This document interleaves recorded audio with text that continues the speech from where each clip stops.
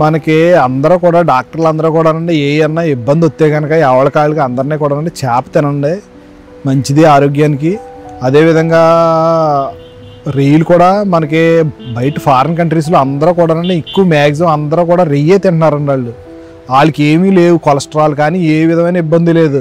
అటువంటి వాళ్ళంతా ఎంత సన్నంగా ఉంటున్నారని అమెరికా వాళ్ళంతా ఎక్కువ మ్యాక్సిమం చేప రొయ్య ఎక్కువ ప్రిఫర్ చేస్తారు. చికెను మటన్ అసలు అక్కడ బయట కంట్రీలో చాలా తక్కువ వాడతారండి. మన ఇండియాలోనే చికెను మటన్ తింటున్నారండి. అది మనం కూడా తెలుసుకునండి. మనం వాళ్ళు 90 ఏళ్ళు 100 ఏళ్ళు బతుకుతున్నారంటే ఆ రొయ్య చేప మీద తింటున్నారు వాళ్ళు. దాన్ని మనం తెలుసుకుని ఆ విధంగా కూడా మనం చేప మనం ఇంచుమించు సీడు చిన్న పిల్ల వేసిన తర్వాత మనకి ఒక 1400-1500 సైజు మీరు చేప రావాలంటే 3 సంవత్సరాలు పడుతుందండి.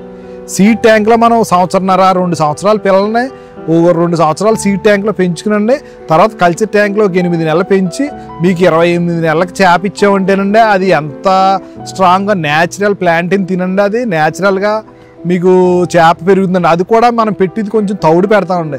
ఆ తౌడు కూడా మనం రైస్లో ఉన్నది పై లేరు తీసి దాన్ని పెడతాం. ఆ తౌడే తింటుందండి చేప.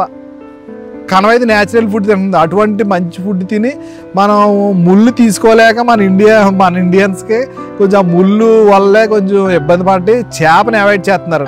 అది కాదండి మనకి మంచిది చేపల కూర చాలా బాగుంటుంది. దాని విధంగా చేప రొయ్య కూడా మన ఇండియాలో కొంచెం తింటే మన అందరం బాగుంటామండి. మాకు రైతుల పరంగా మాకు కోఆపరేట్ చేసిన వాళ్ళు అవుతారు.